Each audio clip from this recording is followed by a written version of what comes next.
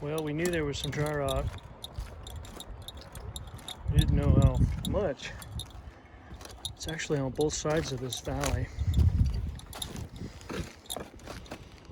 all the way down to the eave.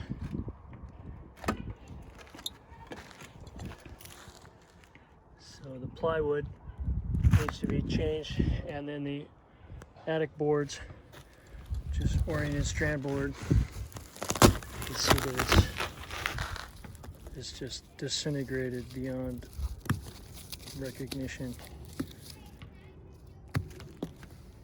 Even up here, probably have to lift up this piece of sheet metal too, but it's like glued to the surface of the OSB.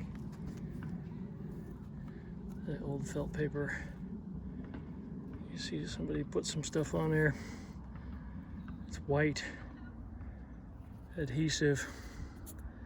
Maybe they use butyl caulking, who knows? So it's like maybe 2 sheets of OSB, oriented strand board, and 1 sheet of plywood, or half a sheet custom cut to fit.